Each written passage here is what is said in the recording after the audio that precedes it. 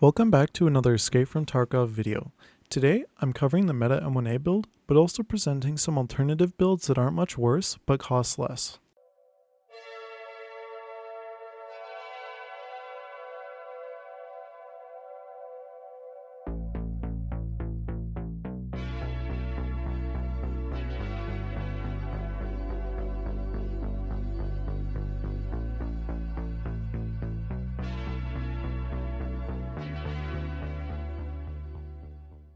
Before we get into the meta build and some alternatives, I'd like to explain the rationale behind this. First off, I personally think building meta is a bit overrated. There's almost always a build that's slightly worse for the gun, but costs quite a bit less.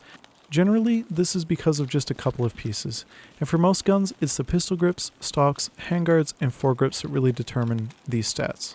With that out of the way, let's get into the meta build first. Starting our meta build, we're going to want to be building off the SAS chassis. And for this, which gets you the 22-inch barrel as well, you can generally find a SAS M1A for about 100 to 110k on Flea, so just grab that to start. From there, you're going to want to get a blast mitigator with the Lantac Dragon, the hydraulic buffer tube, the HK E1 stock, the RK2 foregrip, the Magpul pistol grip, and the 22-inch barrel, which, as I said before, you can get that if you buy the SAS version of the gun. With these, we can get the gun down to about 37 vertical recoil and 52 ergonomics. Technically, you can get the gun lower with some exploits using a scope, I think it's the Nightforce specifically, or possibly a little lower using the Cobra sight, but in my opinion, this is unrealistic as this requires using niche sights that you may or may not like to achieve the lowest possible recoil.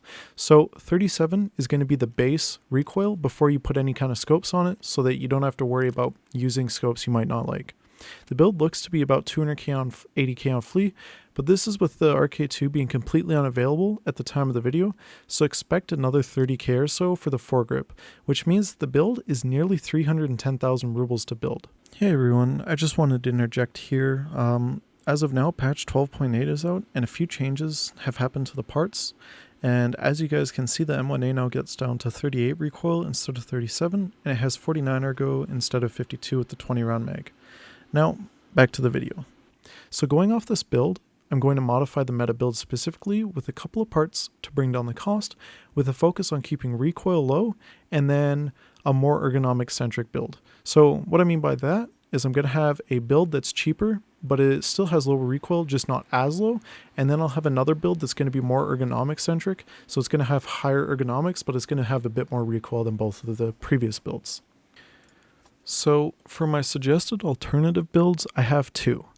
One is more focused on having low recoil, but not quite meta, so this results in a cheaper build with a bit more ergo, and the second build is focused on having better ergo, but still being near the low recoil of the meta build and controllable.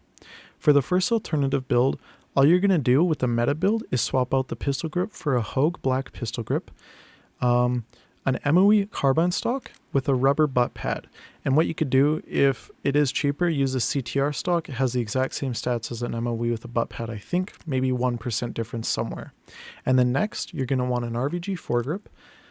And then with the Bravo scope and a PKO6, this build is roughly 280k while maintaining a recoil of 46 or vertical recoil of 46 and having 65 ergonomics.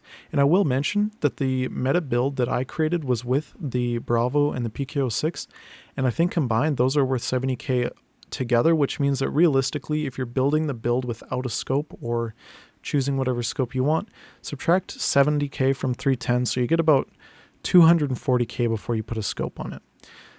So again, this alternative build comes about 280k, so about 30k less than the meta build with both a Bravo and a PKO6, so you can bring that down to about 210k without a Bravo and PKO6. For the last build, and the second alt build, we swap the stock out for a PRS Gen 3, either the black or the tan one based on your preference of looks. For the foregrip, we grab an SE5 Express grip instead of the RVG. Only two parts changed for the previous build. The pistol grip stays the same.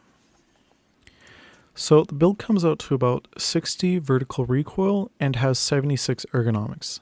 And this total is actually about 280k on Flea as well, just like the previous build, so 210k without the Bravo and PKO6. The recoil does seem quite a bit higher, but 60 is still very easily controlled, and having it paired with 76 ergonomics makes this quite a power sniper DMR. And what I mean by this is I'd likely use this more like an SVDS, where you aren't aiming to be rapid firing in CQB like you might use the meta build or my first suggested build, but 60 recoil is by no means too high to do that. It just would perform better for sniping and be less reliable in CQB than the other two. As a final discussion, I just want to discuss the meta build compared to the other two. First off, I find that building purely meta guns is boring and kind of brings down the enjoyment of the game, and as I'm reading this script I realized I've already said this at the beginning. Anyhow, and as I mentioned this in my previous video too, I personally run the first alternative build all the time, though I think the one that I build is normally around 43 recoil, not 46, and I don't notice any real difference between it and the meta build. Like 37 recoil to even 46 isn't a noticeable amount. I mean, realistically, in most situations, 9 recoil will never make a big enough difference that it's like, oh, I need to spend a ton more to get to that extra little bit of recoil points. Especially because I'm not what one would consider a metagamer. I've used it plenty in CQB, and it really is just as good as the 37 recoil build. Like, I was in interchange once, and I was watching the ramp, and a full kit Alton dude came down, and I was able to rapid fire a bunch of bullets into his face just fine at 43 recoil. So anyhow, I haven't personally used the second alternative build, but even 60 recoil on many other guns I've used is extremely comfortable. Like, I've used it on the RPK with 60 recoil, and sure, that's a full auto and it does have the stabilization, but even point firing with the RPK at around 63 recoil I think is easy to control. And with the M1A, it has 76 ergonomics, which is really nice, so it just makes a great build all around. With both alternate builds to be around 280k using Flea, and I've got some traders at level 4 and some at level 3, comes out to about 30k less than the meta build, and realistically 30k isn't that much at such a high price point, so if it is worth it to you to just make the meta build over these builds, that's perfectly fine. These are just some suggestions to use over the meta that I made, but stick to your guns if that's what you're comfortable with. Hey again, as you probably noticed, the stats and the cost of the parts were different for each build, and this is again due to the release of patch 12.8, where I had my script written and much of the audio recorded prior, but my finishing touches have come after 12.8. If you've noticed any discrepancies, this is likely the cause. Thank you guys for watching the video. I really appreciate the support that I've been getting lately, and I really apologize for the 2-week delay between videos. I'm going to be working on doing better, and getting at least one video per week is going to be my goal from now on, along with improving one thing in each video. So today I'm going to be doing a quick edit over the script, which at the time of reading this I have done now, which is something that I've never done before, and for the video itself, I'm going to be editing the build footage differently than I previously have, so it's a bit more engaging. Besides that though, I'm now up to 78 subscribers at the time of the script, and that's super close to 100.